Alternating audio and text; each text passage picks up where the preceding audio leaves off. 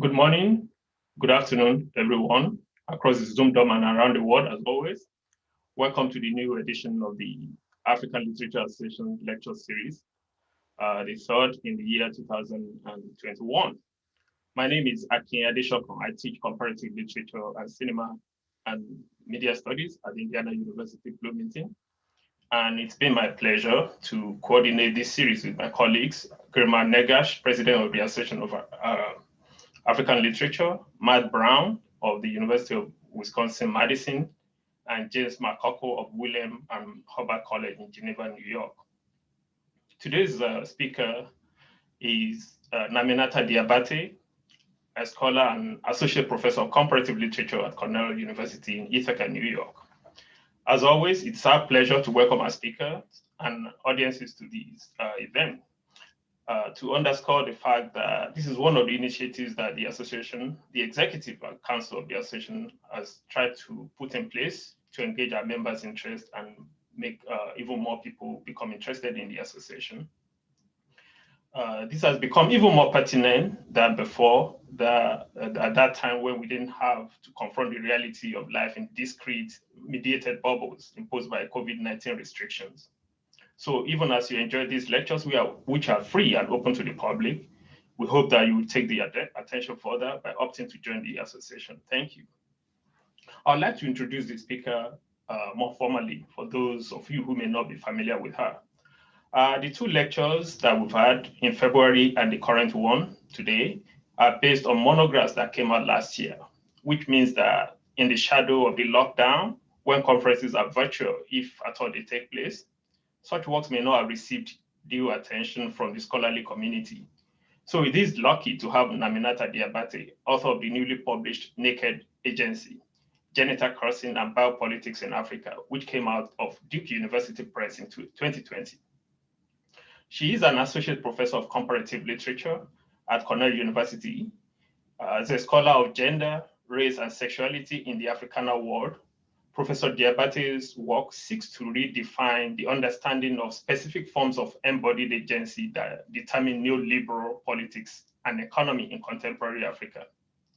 Her approach to biopolitics is very new and very consequential, and she's going to be talking to her about that work today, and I'm here to moderate attention, to moderate our engagement with the audience. She'll be paying particular attention to the book, basing the lecture on the book that came out that I just mentioned. All right, so over to you, Naminata.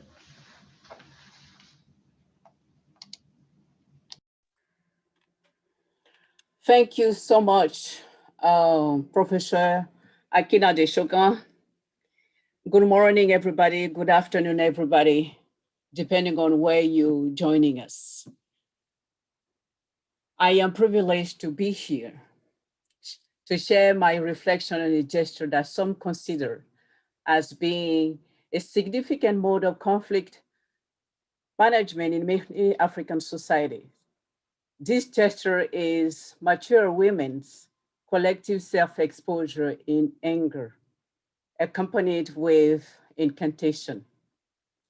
First things first, let me thank the African Literature Association for inviting me. I would also like to express my gratitude to Akin Adeshokun for coordinating a complex operation. To the ALA president, Girma Negash, I thank you for seeing it to it that the younger generation be given adequate space to share their work. Matthew Brown, a compelling scholar and internet wizard. Merci beaucoup.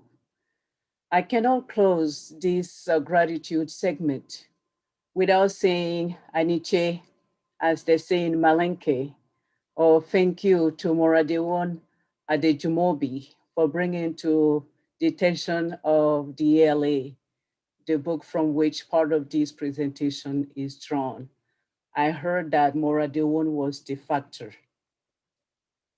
My 40 to 45 formal presentation will be structured as follows.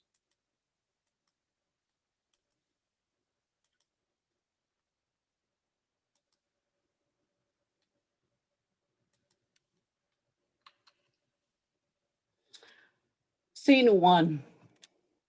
From the refugee camp of Mediator and Naked Agency, unpacks the instrumentalization of the affective effects of defiant disrobings. Scene 2.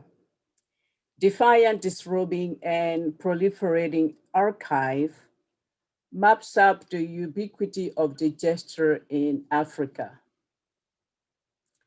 Scene 3.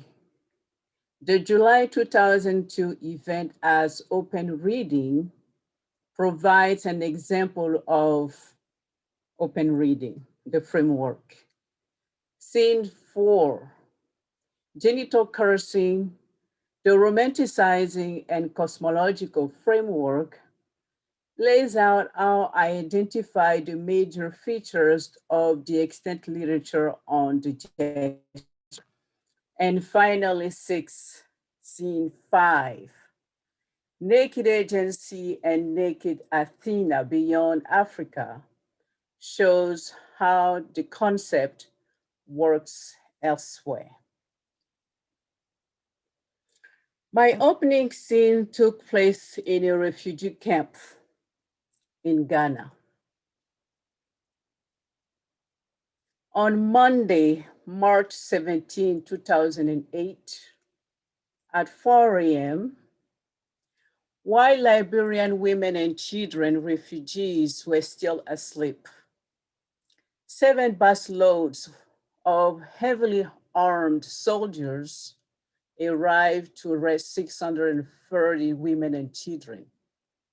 They drove them to an undisclosed location and deported some to Liberia. Then Interior Minister Kwabena Bartels justified the arrest and deportation to BBC News deaths.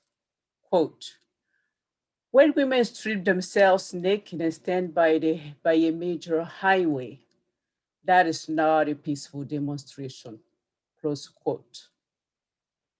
First, I find it intriguing that Bartels will expect a peaceful demonstration in a refugee camp after weeks of women's sittings. Additionally, a BBC reporter contextualizes the minister's not peaceful by highlighting the socio-economic dimension of the Women's Act, writing, stripping naked is a traditional form of protest amongst poor and powerless women in parts of Africa. The same report also mentions that several women denied exposing their nakedness. Yet, news of the event quickly traveled to several websites, increasing the number of stakeholders and interpretations of the women's alleged oppositional strategies. Here, I flag the notion of multiple stakeholders and interpretations pursuant to the journey of the event as foundational to my idea of naked agency and open reading. The dispute around whether the women exposed their bodies or whether the minister fabricated it to justify the arrest and deportations suggests the effective power effect of the alleged gestures and the uses to which post-colonial bureaucrats can put it. Several questions still remain unanswered. Let's assume for the sake of arguments that the women exposed themselves. Did they anticipate the reactions of their target? Were they remorseful? What was the primary rationale behind the tactic? Were they powerful to curse? Were they vulnerable to seek help? Or did they have other motives? Were they expecting their nakedness to be the most significant aspect of the contestation repertoire? What did Kwabena Bartels mean by not peaceful? Was it reaction based on Judeo-Christian, Islamic, secular, Akan, Fanti, and or any other interpretive frameworks? When news of the event reached a larger audience, several scholars in refugee studies and political science wrote insightfully on the significance in the context of depoliticized and Gambanian bare or naked lives in refugee camps across the continent. Based on my knowledge, although none of these scholars raised the question I just posed, they highlighted the women's courage to either express grievances or to shame their targets. Similarly, although to a different degree, newspapers, blogs, and other popular outlets frame the women from a triumphant perspective in the absence of any data from the women. Their well-meaning, self-empowering logic, because I think now it's about them and not the women, resonates more with their fantasies, anxieties, projections, rather than a granular look at the performance as it unfolded. Looking at this event and its social life, I propose that the proliferation of defiant disrobings and threats thereof in Africa and around the world, and the backlash against them, or the uncritical celebration, invites us to be more attentive to the unstable positions of power and victimhood that they set off.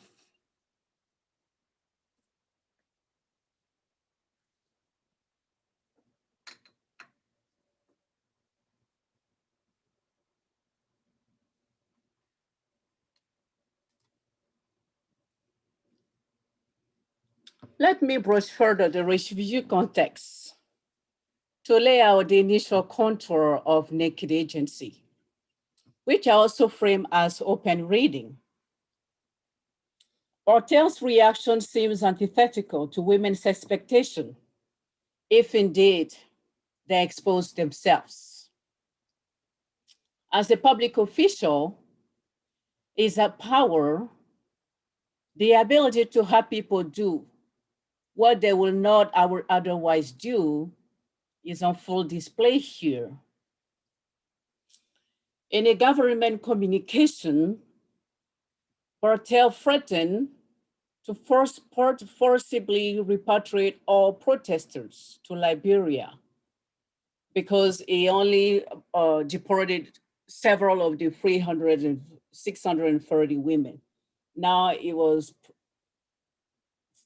threatening to repatriate all 600 of them. Because the Women's Act, he said, forced the closure of schools in the camp, constituting a threat to the security of the state. It is unclear, no, it's rather clear that Bartel's exploitations of the supposed aggressive nakedness enables him to negotiate a space of power among three exclusive systems of authority. One, the language of indigenous practices, customary, cosmological, and now I am speculating. Two, the economic and political instability of the post-colonial nation state. Three, the pressures of the international community with their legal arrangements regarding refugees. These systems need to be understood both on their own terms and in competition with one another, leading to the minister's agency being constrained by a set of structures. Just like the women's whose agency was constrained by Bartel's reaction, Bartel's own agency is constrained by these set of constraints. So at this stage, let's recapitulate the features of the performance. A key step in formulating naked agency is to identify and codify all, if not most, elements in the performance. Here are these elements.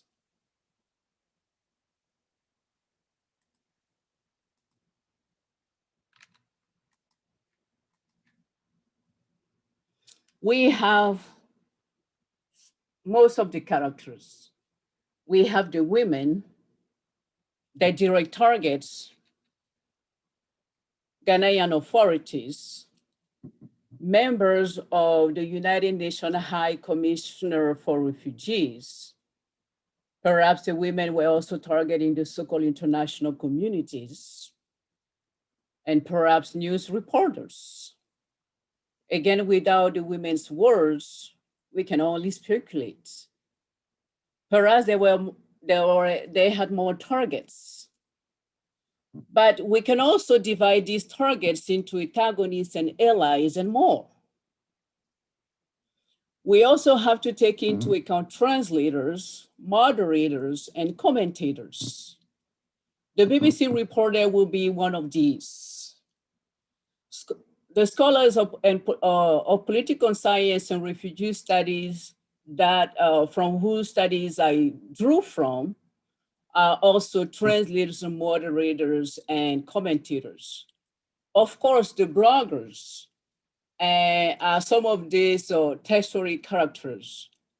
And myself, I become a moderator and translator in this particular drama. And those who received the news but did not directly participate are bystanders. And we can even subdivide this character into a smaller set of, categories. Now let's look at the drama from a different perspective in terms of, for example, settings. From the refugee camp, we move to Accra. From Accra, we go to Liberia. Some of them have been, were deported, so they will take news of their performance to Liberia. We have the internet. We have the academic articles, and of course, this very platform where this event is now being discussed. We have the performance day and beyond. We have multiple interpretations, proliferating assumptions, inconsistent explanations, crucial misreadings, and factional co-optation. Of course, we cannot count and predict the number of possible interpretations that have been brought to bear on this particular event.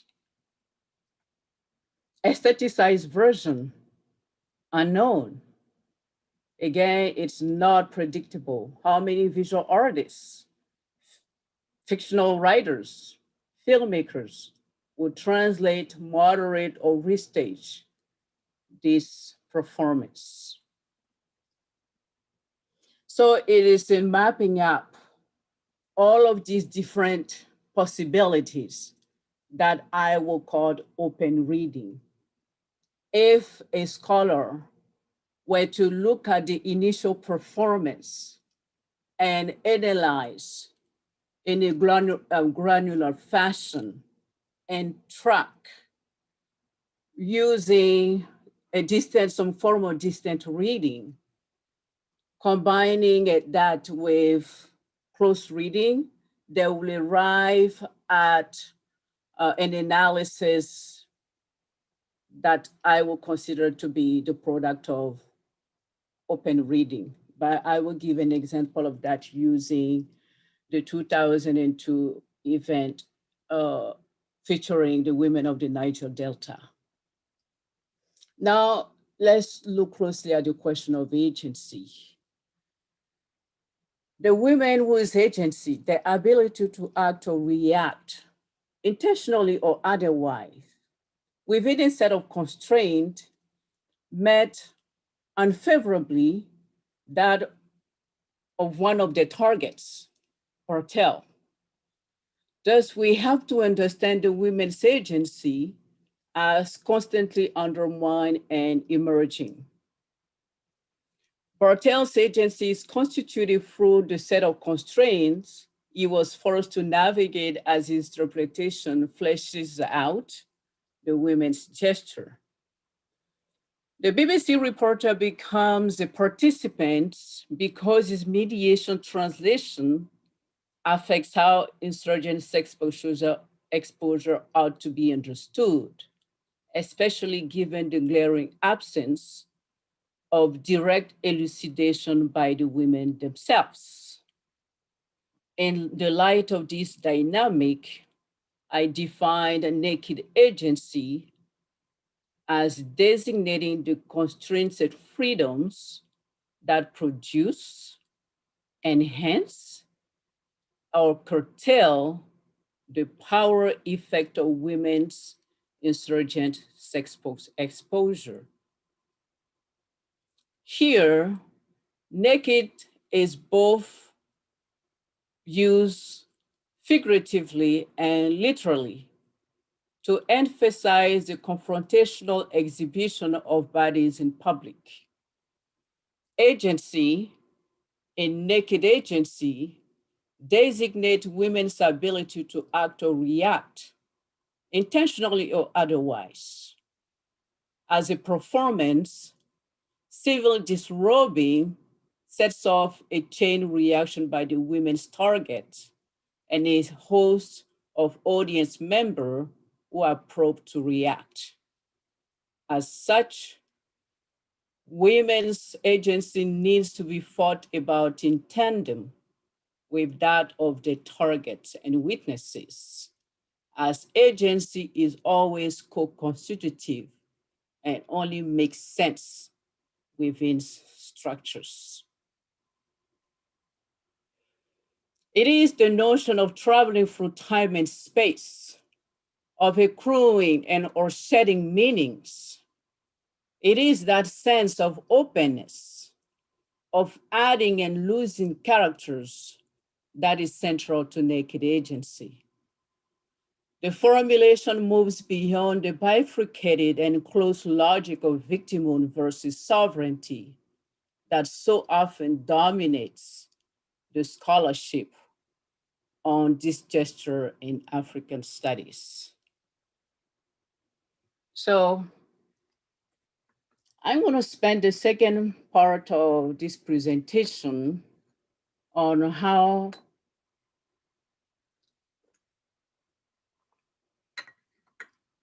I constituted the archive in the book.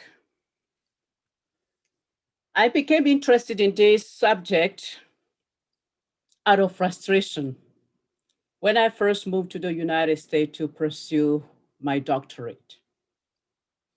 My initial research took me to the 2002 Women of the Niger Delta struggle against multinational oil companies. I was frustrated by what appeared to be a systematic triumphalist account of the 7-day standoff. The powerful women, through the sheer threat of the nakedness, successfully forced oil companies to reach a deal with the women, the content of which still remains undisclosed. Nobody knows the content of the deal. Yet, to my amazement, conditions in the region remained unchanged. So I thought to myself, then what happened? What is all the hype about in the scholarship? So as a comparatist with the skills to work across genres, media, culture, and language, I started tracking image and news of collective female flashing in Africa.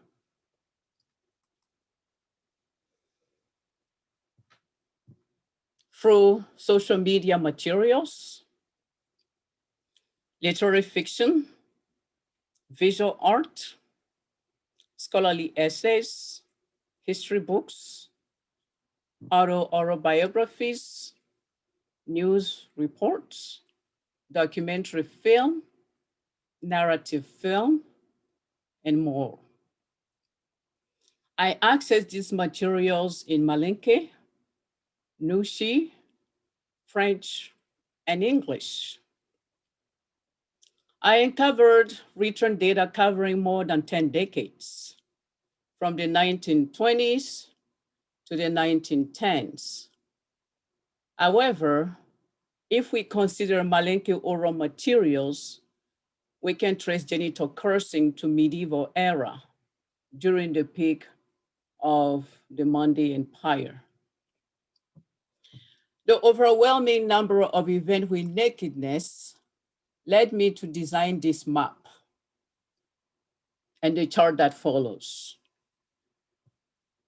The map shows 23 countries with South Africa and Nigeria leading the way. These are followed by Cote d'Ivoire. Most countries fall in third and fourth places. Some of these include Benin, Cameroon, Gabon, Senegal, Tanzania, Zambia, Zimbabwe, and more. You can see the color coded.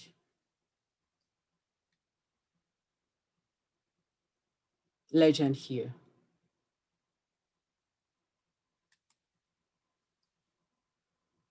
This chart spans 9 decades and shows that naked protests appeared during the first decades of the colonial encounter. Started in 1922 in Kenya during the Harry Tuku arrest protest. And I mean, this list and these events are not exhaustive. These are the events that I was able to identify. Of course, there may be more events out there. And even the 23 countries, the events in the 23 countries are the ones that I could find being located here in the United States and having access to the newspapers that were circulating internationally and in Euro-American languages. For sure, there may be other news sources that I did not have access to being located here. As you can see, the last two from 2010 and 2010 show spiking numbers, which can be explained by multiple factors, such as media penetration and democratization, and the negative biopolitical era, which may be turning out to be, in some ways, more brutal and lethal than the colonial era. And we can talk more about this during the question and answer segments. The chart and map allow the ubiquity of the gesture to be powerfully articulated and deeply felt in a visual form. I also found that women of all ages, educational levels, and occupations strip or threaten to do so for multiple reasons, including resist dictatorial practices, punish elected officials, signify vulnerability, expose distress, and capitalize on the attention that sex begets to enlist the support of the so-called international community. Rather than the prerogative of elderly women, this form of conflict management is now marshaled by widows, civil servants, mothers, street vendors, and university students, young and elderly. My research also showed that most communities have terms designating this gesture. This table shows 16 terms from 16 ethnic groups and nations. Note that Africa is not a country. Instead, it's home to more than 8,000 languages. So imagine the wealth of terms that can emerge were we to be more attentive to that diversity. So instead of designating most events with nakedness as genital cursing, which most of us have been accustomed to, if we were to take a granular approach, a term that I have been increasingly using with Malinké Taiwo, can we imagine the wealth of materials that we can come up with? So as I have briefly shown, the book engages most with news reports from about 23 different countries, but I also engage several aestheticized texts. So in the interest of time, I'm going to quickly go through this text.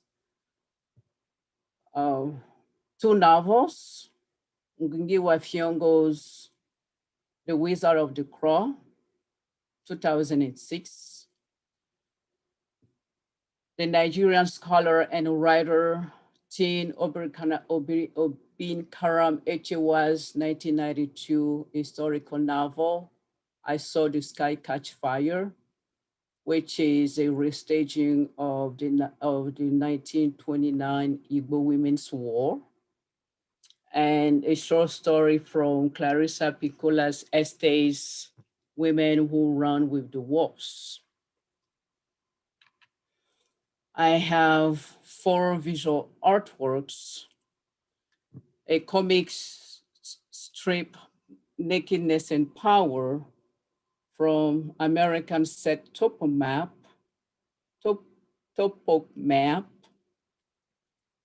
2006, Nakedness and Power, which restages the 1992 Kenyan Freedom Corners protest, in which the 2004 Nobel Peace Prize winner, Wangari Maathai participated.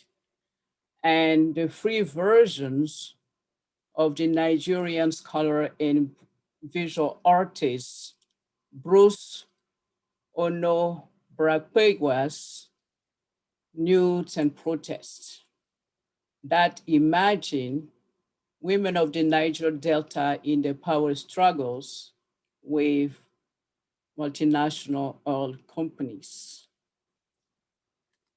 I also consider 2 documentaries. The 1991 South African short To Walk Naked, on the destruction of Black women shacks in Soweto, and the American Candace Schmeichhorn's 2010 feature documentary, The Naked Option, A Last Resort, on the threat of genital cursing in the Niger Delta.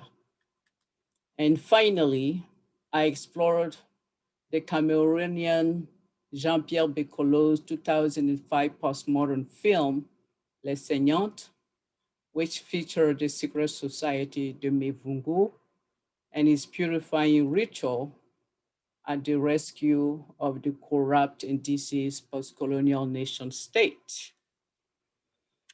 I found this aestheticized text to be utterly crucial for a deeper account of naked agency, given that the production, experience, and enactment of emotions are central to the performance and reception of self-exhibition.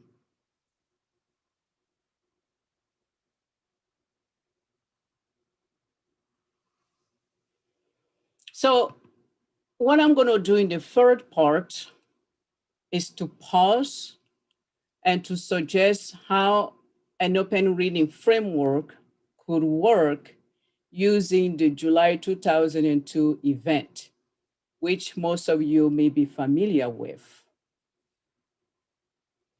Open reading designates the process of tracking an event through its different mutations, instantations, and major references in order to reach a deeper account of cultural and social factors that matter in specific time periods.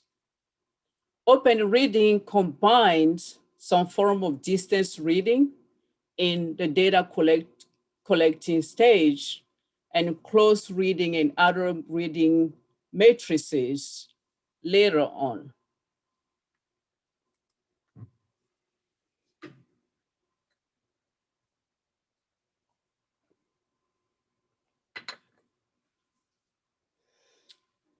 So for example, if you were to take 2002, of course, you will have to start with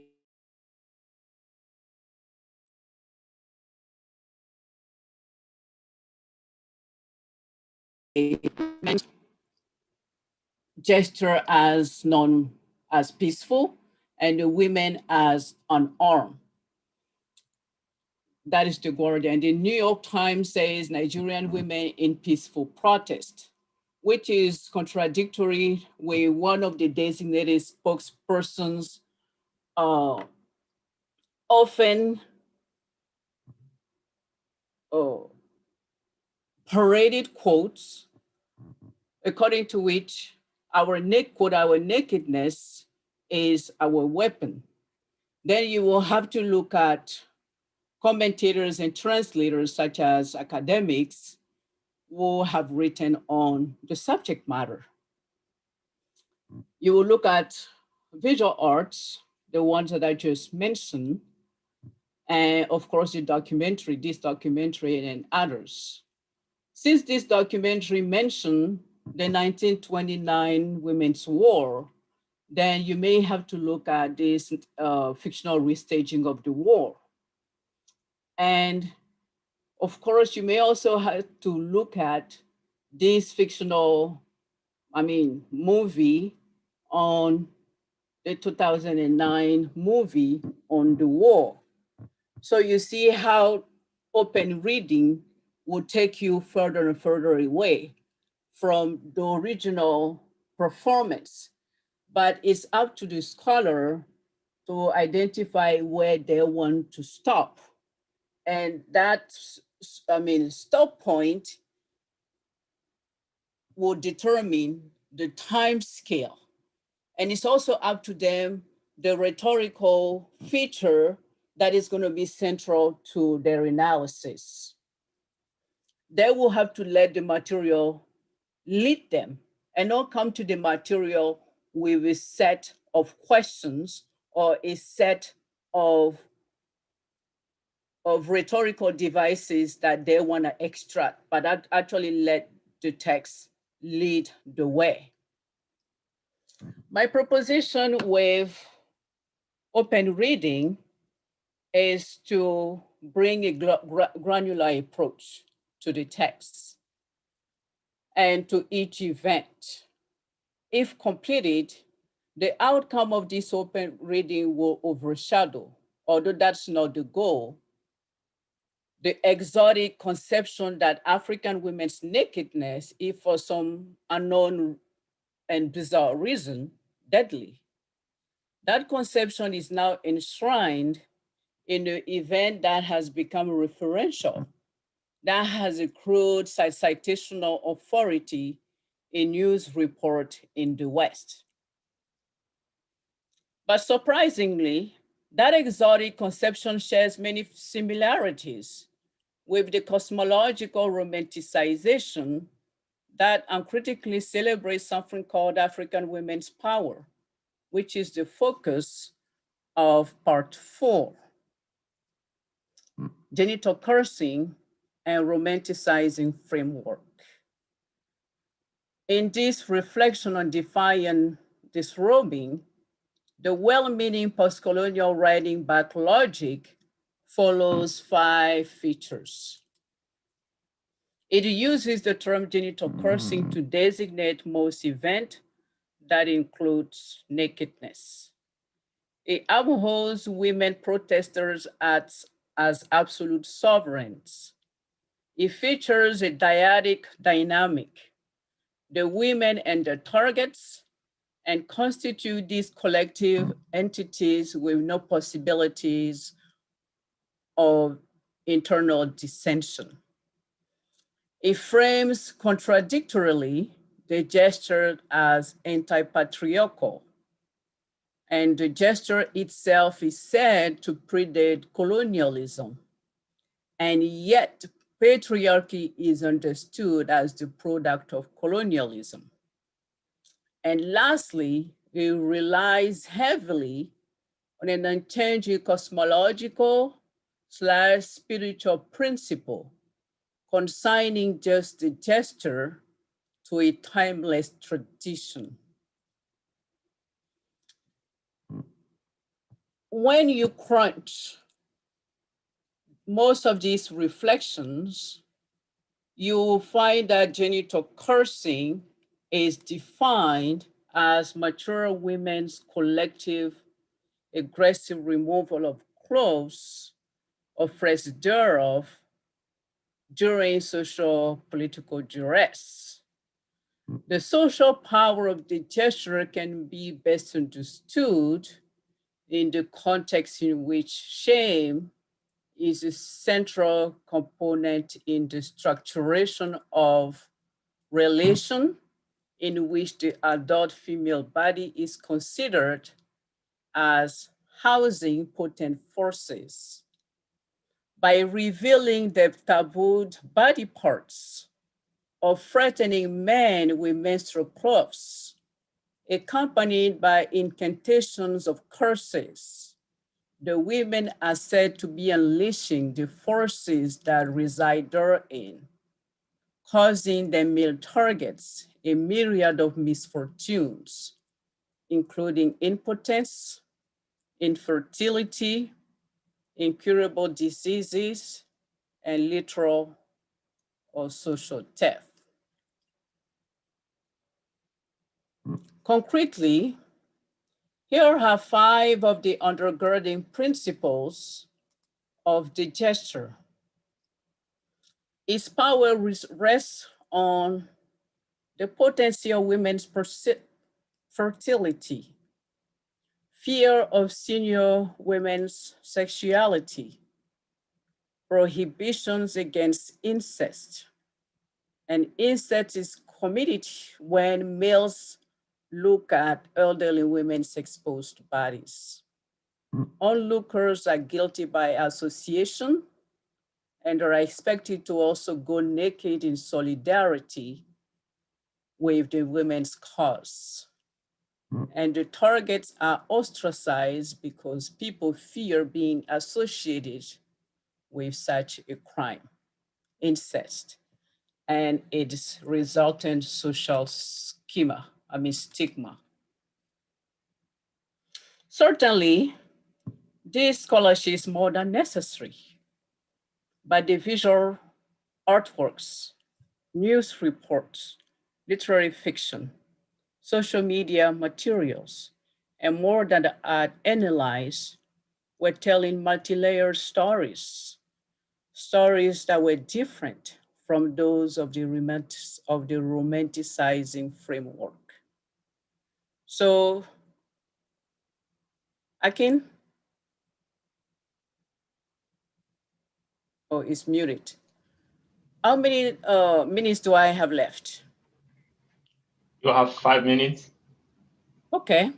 Yes. So let me end this talk with a July 2020 performance during the latest Black Lives Matter protest in Oregon. I titled the section Naked Athena and Naked Agency Beyond Africa. Exploration of an American instance here illustrates the way in which the notion of naked agency is useful for analyzing context beyond the African.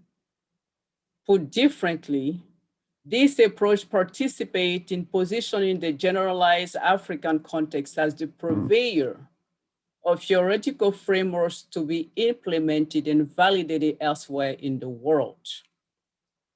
Now, here is the story. Following weeks of impasse between protesters and security forces in reaction against the murder of George Floyd, a woman walked to a downtown Portland intersection in clouds of tear gas and wearing nothing but a black face mask and head covering. Described in most news reports as an apparition, the slim and white woman faced down anti-riot officers who trained a weapon at her and fired paper balls at her feet. Despite being in the police and federal agents' crosshairs, she gently pushed aside a clothed male protester who tried to shield her from law enforcement. She faced the aggressive officer with calm purpose, even sitting in the street and spreading her legs wide open.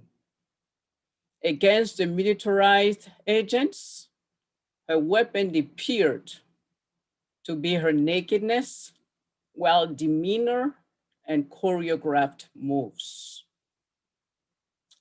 The officer shot at her, cursing, causing injury.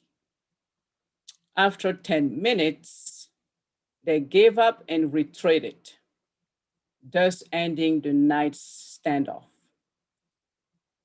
When the news of the live's performance broke, it was unclear what the performance motivations were.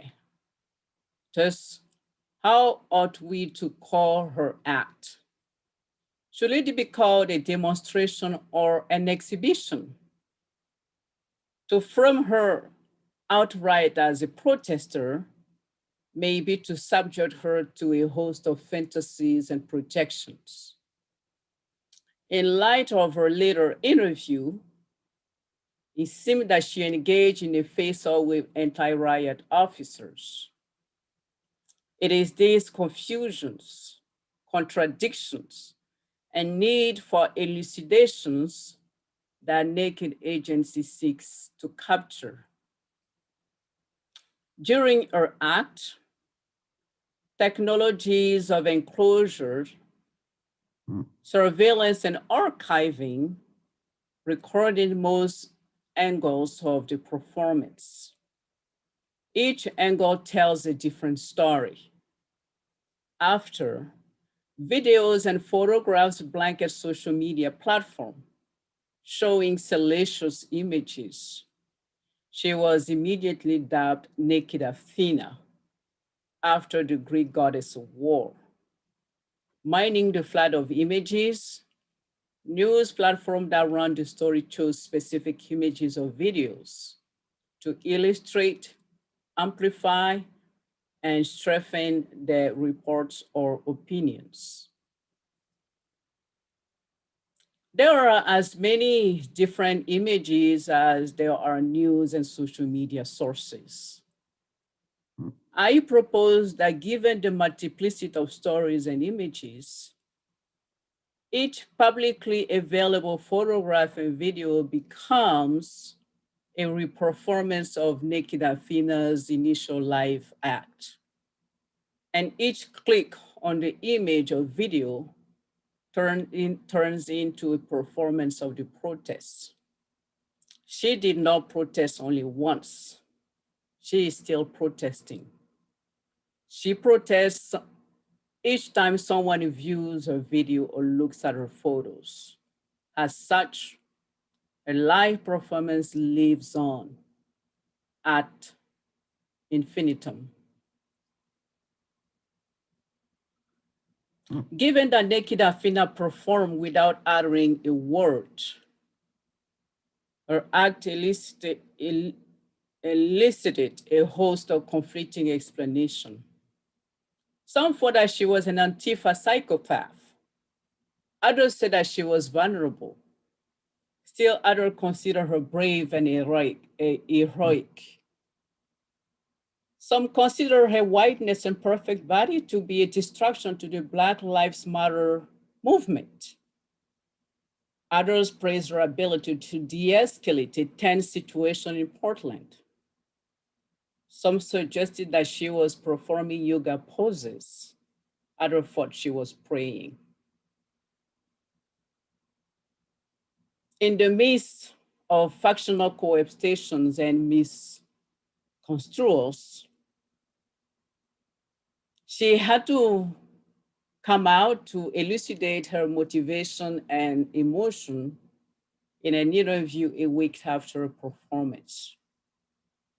She identified herself as Jen, a sex worker in her 30s, and thinks of her nakedness as political.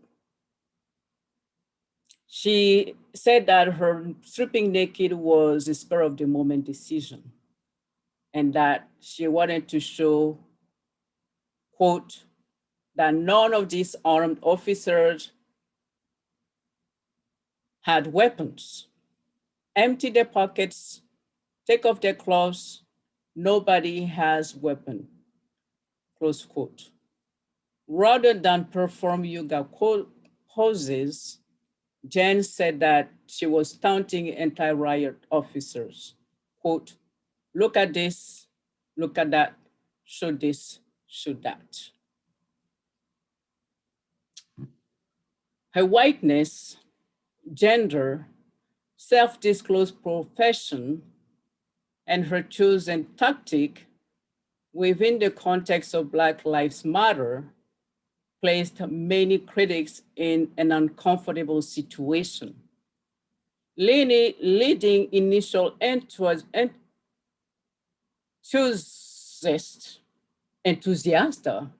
to seek distance from her performance. What initially appeared to be an honorable act of possible self-sacrifice immediately turned into exhibitionism. As a paragon of naked agency, Jen's sudden gesture grew into a relentless wave of slippages, confusion, and inconsistent responses in which her agency is both developing and subjected. Finally, we ought to understand ourselves, readers, viewers, witnesses, commentators, as participants in these and similar performances. We all partake in adding meaning to Naked Afina's performance because of the near impossibility of escaping her image and videos in our oversaturated visual landscape. This mutually constitutive dynamic diverges from the long-standing reading of the dyadic or triadic framework between women and a direct target that has come to frame our understanding of insurrectionary self-exposure in African contexts. Thank you very much. Okay, that was good. Thank you very much. It's a lot to unpack. Oh, it's really quite suggestive on so many levels, and I can't wait to before I start, taking questions and also filling some of mine. I just find it to be very interesting, even reading the book itself while preparing for this. I find that it's really quite interesting in terms of how you were thinking, both at the level of interpretation and also in terms of actually developing a particular kind of theoretical approach to reading materials beyond standard ideas of text and textualization. So I found that to be very interesting, and I'm also very impressed and quite intrigued at how you were able to sort of lay these out. There's a lot, of course, but it's really very systematic, very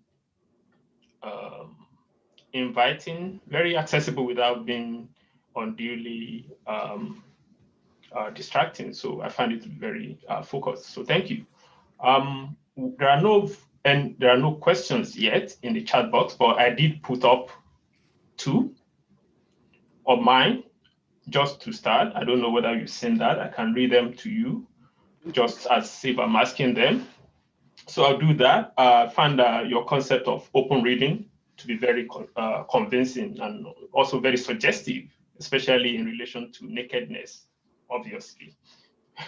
I have 2 questions about it. The first is that many aspects of neoliberalism in the political or economic realms on the continent, even in the world at large, they are not so much shrouded in mystery as in deliberate, systematic invisibility. And this is an argument that even somebody like Pierre Bourdieu makes in Fighting Against the Market, a book that he published towards the end of his life.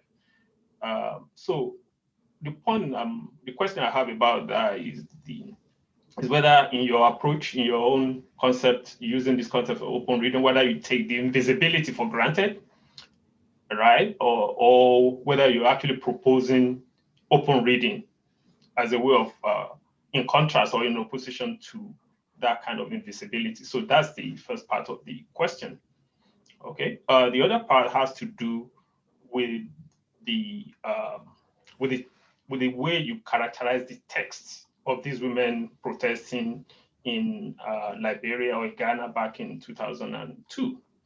I found that also to be very interesting, quite interesting. But you didn't actually sort of, it's a text, right? And you sort of put, you framed it in such a way that we can approach it as it's well framed, it's bounded, it's timed, it has all those elements of autotelic textualization. But how about authorship?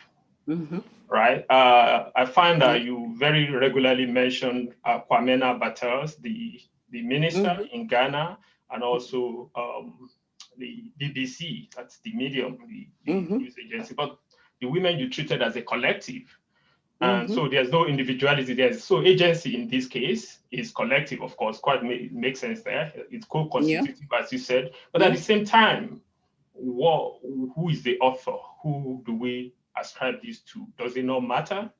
So I think those 2 sets of questions, if you can try to engage us about them, that would be useful. I have a few other things, but I'm always, as usual, waiting for others to pitch in. So thank you. Yes.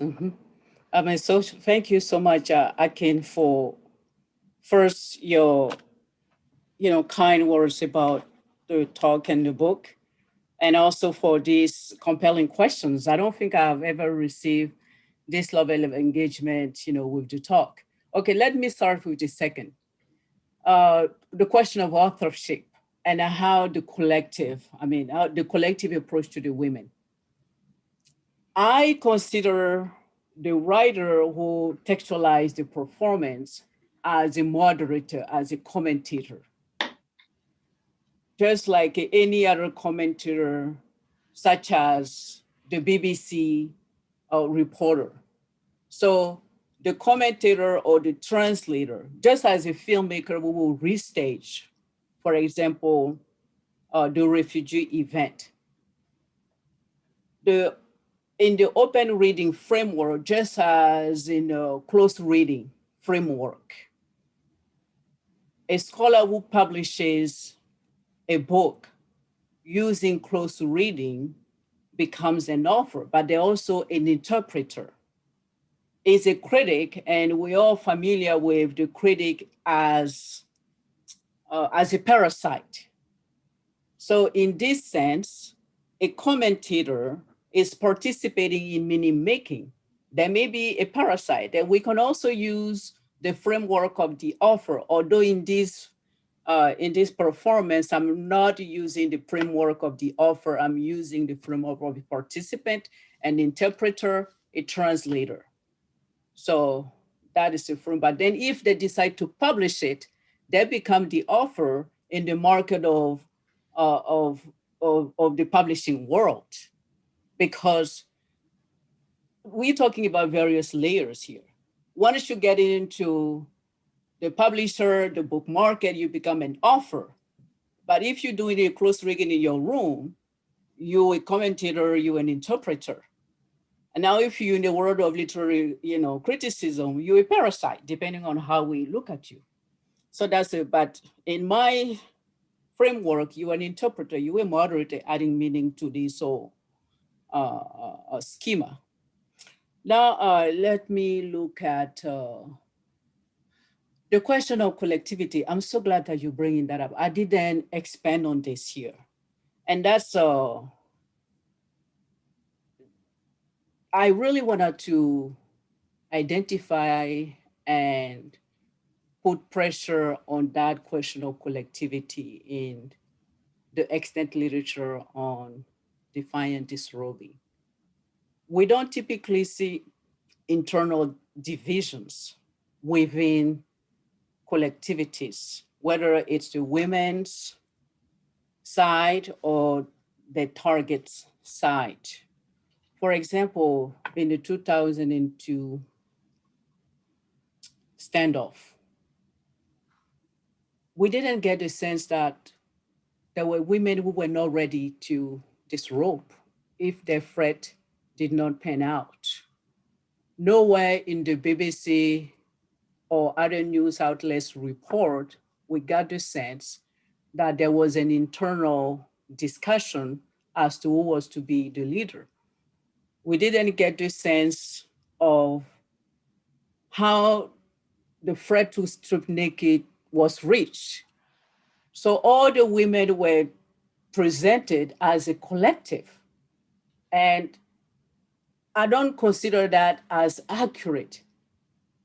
All collectivities have to be understood as built, as inherent to them, some form of dissension. So I didn't bring that up, but in the book, I'm very attentive to that. Just as we have to take a granular approach to the target, we have to take a granular approach to the women. And although we didn't get to hear from the Liberian women, their targets may be as varied as there is a variety of women. We have the international community, we have a variety of reporters. We have to be attentive to this. Now, let's see the question of invisibility. Yes, let's see, against the market. There are various ways of looking at invisibility, and openness is not necessarily about invisibility, because in openness, there is still the possibility of opacity. And in the book, I made the case of the right still to opacity, even in openness. There can still be openness and possibility of shaded areas. It's not a call for utter transparency. Even in that openness, we still don't have access to the women's and to the granularity. And we can still apply an open reading approach without having access to everything. So it's built into it acceptance of opacity. So it's not a wholesale search for demand for transparency. Okay, that's going glisten on us, right? That's right, absolutely. And I mentioned that in the book, absolutely. Yeah, that's right. Yeah, he also maintained to the end his right to his opacity, as he says. That's right. That's fair. I guess the question, of course, is how much of kind of control does that suggest? Because, of course, neoliberalism is, as you can see, as you also argue in the paper or in the book, it's there. It sort of frames all of this. But I also grant to you your right to, to your opacity in this That's right. respect. So, but there are a couple of questions on the chat box. I'll take the first one by Tiwa Ebibi Man. The question says, you shared a picture of a naked Anglo woman in Seattle sitting on the ground spread eagle during the Black Lives Matter protest last year in an attempt at naked protest. So the question is whether you think she was co-opting African women's political and cultural ownership, necessity agency, or naked protest, or is this, so is this a question of co-optation, which is also a term, a framing term in your book? So that's one question, and there's another one by Medchev. From Medchev, that is thanking you for this work and saying that it is really very important and high time that the practice that you talk about receive the attention that it deserves. And the question is whether in your work, whether you talk about Erykah Badu's 2010 anti-groupthink window seat, a video shot in Dallas at the spot where JFK was shot. Yeah. So those are the two questions that we have so far. So if you want to take them one by one, the first by BB Man and the second one by Medchev. Okay. Okay. Thank you so much, Tiwa. Are you talking about Naked Athena?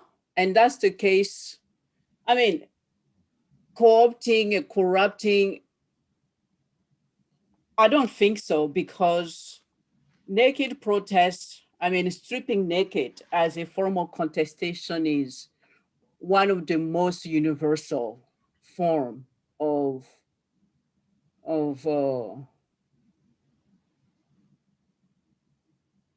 prosecuting grievances. It's the most universal.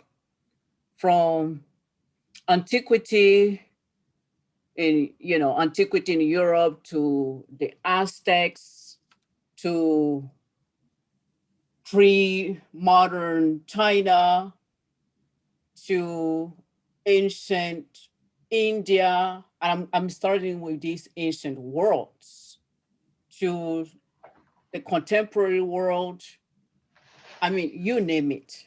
I teach a class on nakedness as a form of protest. And the African context just takes 1 week. And when I started this project, as I said, my starting point was the African context because I thought it was an African specificity. And then when I did more research, I realized that it was a human phenomenon. In any society where clothing is required in social interaction, the self-exposure makes sense and begets attention. And the use of and the meanings of women's bodies and women's sexuality as housing potent forces is as ancient as the world. And that is not even an African specificity. And those meanings have changed over time. Those meanings were typically enshrined in before the advent of modern science, where they didn't know how conception and pregnancy and delivery worked. So it was this mystery about how does a woman, conceives and gives birth. So it was that mystery. So then, her genitalia is powerful. But then when, modern science started explaining the process, then those meanings of the woman's body as housing maleficent forces starting to dissipate. But in the African context, the meaning still remains. The meanings still remain.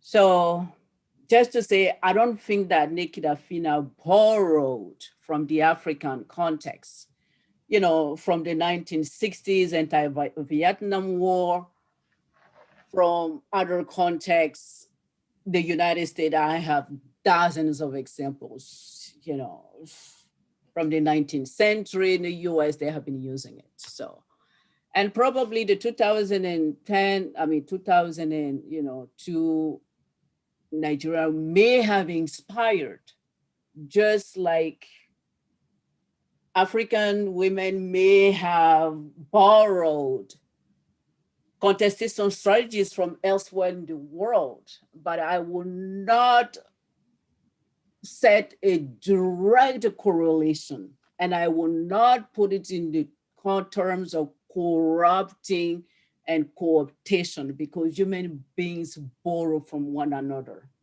And to put it in those terms of co-opting and corrupting, it's a little bit strong and doesn't really gives the chance of human connection and building on one another. So that's what I would say. And important work, and just a quick, I'm not familiar with Erika Badu's 2010. No, I'm not a connection. But as I showed with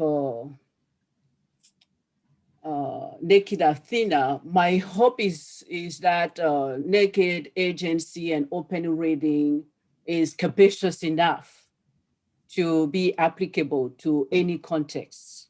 It's just a framework, how a story, how a form of nakedness elicits various confusions and misconstruals and cooptation, even within a specific cultural context, and how there is the possibility and the demand for further clarification. So it's the framework. It's not necessarily tethered to a cultural, a political context. It's really the framework. So that's really what I hope the concept of naked agency and a reading, matrix of close reading, open reading will do. I hope this is helpful, Metchef. But this is a great question. I will look it up. Okay, there's thank you. Another question by Adeleke Adeko, a colleague, as you know, who's asking whether your idea of open reading is more useful than distant as construct of reading. Mm-hmm. It's more useful than distance. Okay, yes, because open reading, distance reading takes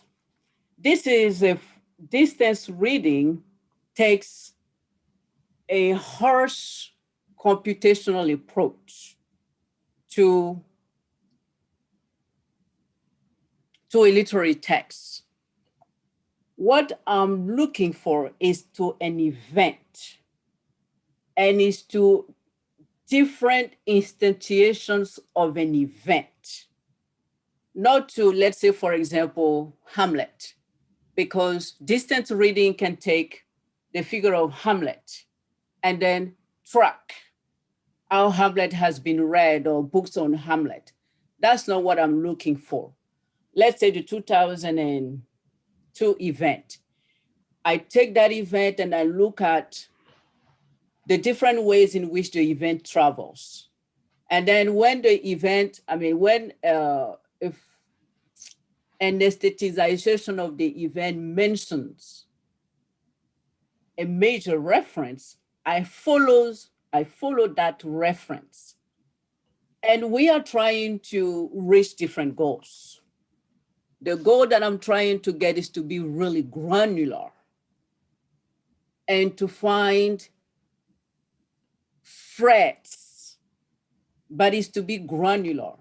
But I think the question with distance reading is to crunch big data. So we are trying to reach, one, the approach is different, and two, we are trying to reach different goals. Okay, so in fact, now that you mentioned computational reading, especially with respect to Franco Moretti's idea of distant reading, could you put back one of your map, the graph, I'm sorry, the table that you developed from the map of protest on the continent over a span of, did you say 90 years from 2020 to 2020, 1920? That's it. Could you put that up? I just want the audience to see this because there's a very interesting moment when I was looking at that map. Also in the book, I mean, I think it's actually early in the book, as far as the first figure. And I found very interesting moment in it, and I wanted to draw attention to a moment. So thank you very much.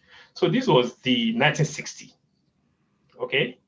It has the lowest figure, perhaps. That's right. I mean, in your color coding section of this page, you said that there were one or two in the entire decade.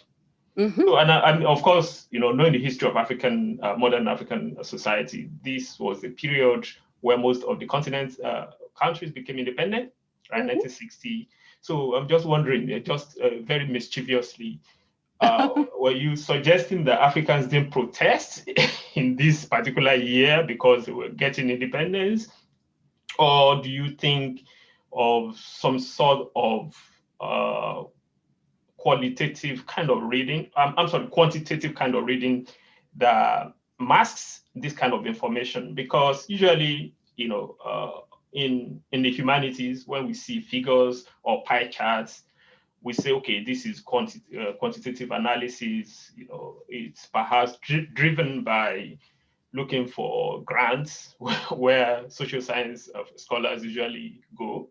But you made a very good use of it, and it's readable in that sense. Okay, even within this this work that's squarely located in scholarship, I was able to sort of interpret it in my own way. That is, but again, beyond mischief, is it possible that computational approach or quantitative approach masks this kind of information, or is it just that throughout the 60s, Africans weren't protesting or weren't protesting the way women were in this, in the way in which you talk about in the book? Okay. Yes. I'm glad that you're bringing this up. Two things. Most African countries were achieving their flag independences. Do we put S at independences here? It's independence. Probably they were achieving many independences. Who knows? Don't worry. Okay. And at that time, I think they were celebrating, actually. Most of them were celebrating. So my research didn't show many moments of protest. That's one. Second, if they were protesting, most of those protests did not register women disrobing. So that's the second point. There are very few moments of women disrobing were not able to be captured on the graph. So this is what the designer came up with. So it is both, they were not really demonstrating, they were celebrating. So I couldn't come up with lots of data on that. And even those demonstrations did not register lots of moments of defiant disrobing. So there were very few moments. All right. Well, thank you. Yeah. Okay. A slightly related question, something, well, not quite follow-up, but around the same time in the book where you were talking about this, and I heard you repeating it in the lecture today. This is the idea. If you don't mind, if you can stop sharing the screen now. Okay. Yes. So the idea is this, that Africa is not a country, right? And you said in a particular passage that your work sort of situates itself between West Africa and South Africa. And then follow up with this. But, again, this is not mischief and actually something that is really quite interesting. And being in Malinké, you perhaps, know that the Mande Empire was almost the entire West Africa. And in the modern era, through figures like Kwame Nkrumah, or even historians like Naminata Diabate and Boubacar Bari, have actually tried to, reimagine some kind of, it's not really, it's not regional. The basis is regional, like ECOWAS. And so the idea is that, in fact, and this is actually a serious question. So it is that, can Africa actually be a country in the way in which these different political or intellectual activists imagine it? And perhaps what we have, or what we're having, is the question, is just some kind of transition, or a long transition, where the modern nation state sort of maybe interrupted an evolving process of imagining a continental, or if you want, starting with regional basis, some kind of nation state that is, there are whole books that have been written about this, and people take this very seriously.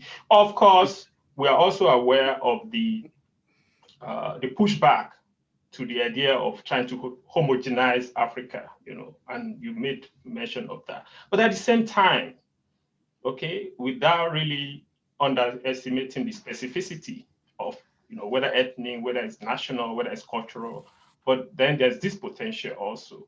And I wonder how much of that, because your examples are also drawn from everywhere on the continent, and you also went further afield elsewhere. So I just want you to respond to this in terms of the potential, not so much for Africa being a country, but for imagining a particular kind of belonging that goes beyond the current segmentation of the continent into nation states. Okay, thank you. Focusing on the African context was not necessarily, I think it was, actually, I think looking back, it was a poor move. It was my inclination to crunch data, because I was attentive to a gesture and not necessarily to the different meanings. And as I said, I became more aware to the human aspect of it. So it wasn't necessarily to track the meaning across, because if you attune to the different meanings, then you will realize that those meanings probably may cut across different nations and ethnicities. And then probably you may arrive to the conclusion that probably there are regional connections, there is an African country, but as I just explained, there is a human country. So it was an attempt at crunching data and coming up with a human gesture. That is more the impetus than anything else. So I wouldn't necessarily buy that it's a human reaction. So I don't know if this answers your question, but no, that's not my question. Okay. I'm actually more interested in this statement you made, where you sort of talked about your work being located in West Africa and South Africa, and you quickly and correctly also pointing out the disparity between the country, South Africa, and West Africa as a region. And I'm saying that usually, as a very knee-jerk pushback, we say Africa is not a country. Africa is a multiple. But I'm saying that even beyond that, without estimating those specificities and heterogeneities, forms of heterogeneities, what do you want to do with this approach to African history that actually imagines a trans-regional, an idea of Africa that, whether it's from Anta Diop, whether it's Boubacar Bari, whether it's Kwame Nkrumah's United States. What do you do with that? Is that a potential kind of frame or template within which this kind of work can be done? Because, I mean, you're right. You've said it many times, and, it's quite convincing in your approach. But at the same time, you write this on the basis of material that are generated in these specific African locations. And, see what I'm saying now? Do you get my point? Yeah, now I get it. Mm-hmm. I may have misspoken. I didn't say South Africa and West Africa. I said South Africa when I showed the map and the numbers. Now South Africa and Nigeria lead the way in terms of the countries with the highest number of naked protests. Okay. So, but I was looking at most countries south of the Sahara. I didn't look at North Africa. Oh, I see. But yes, but I was really, most countries south of the Sahara have shown events with nakedness. But Nigeria and South Africa are the countries that have registered the highest numbers of naked protests. So, but the question that you mentioned, I don't think that I have the authority right now to fully engage with those. Okay. Well, they're there. And I hope at some point we get back to them, because again, this is something that's been generative. Mm-hmm. A whole book like Boubacar Bari's The Senegambia and the Atlantic Slave Trade was written on the basis of Kwame Nkrumah's idea of the United States of Africa, these whole ideas of Mandé, Ghana empires, the mm-hmm. kind of template that went beyond the nationalism of 1960s and all of that. Of course, that's the point of departure, because Nkrumah first had to become, Prime Minister of Ghana before he could imagine an African society or in the United States of Africa. So, but in any case, I don't want to belabor that. You know what? Yeah. I have so many strong views on this. Mm-hmm. So let's not even get started on this. It's all right. We have other platforms. Yeah, sure, that's fine. Yeah. Okay. Well, there are a couple of things that have been said in response to the question about the map and in 1960. We're somehow getting to the end of. We have about 4 minutes to go. So, can you see them? Do you want to add anything, or you think you've answered those questions? There's one from Beth Wiley, who is asking whether the lack of data from 1960 was as a result of the attention of newspapers that tended mostly to prioritize protest by men, and even nationalism is often coded primarily in the realm of men. So that's one. And the other one is, again, in fact, I think you answered this, the idea that people weren't protesting so much, but that they were basically celebrating. Mm-hmm. No, I don't think at this the attention of newspapers, not necessarily, because in 1920s, no, most of those sources, prior decades, events for prior decades were mostly preserved in history books. So probably starting even from the 1950s, we still had access to this data through history books. And I don't think the lack of data from the 1960s had anything to do with men occupying the realm of politics and women being relegated to the domestic sphere, because women were, let me take this back. Probably as we got closer to the 1960s, men emerged as at the helm of the political sphere, and women got relegated to the domestic sphere so that they were not protesting as much. So yeah, there is something to be said about this, but for sure they were not protesting, and even if there were, we didn't see many events including nakedness. But that's a good point. Okay. All right. Well, thank you very much. We're actually right on time. And I wanted to again thank you, Professor Diabate, for taking time to share your work with us and for taking these very engaging questions and showing us ways in which to think about experiences that are so all over the place, but in a very systematic and theoretically productive way. So thank you. And thanks to everyone who tuned in. We enjoyed your company and were very much taken with the engagement. This time next month, we'll be back and we hope to hear from you and see you then. Thank you. Bye. Thank you so much, everybody. Thank you.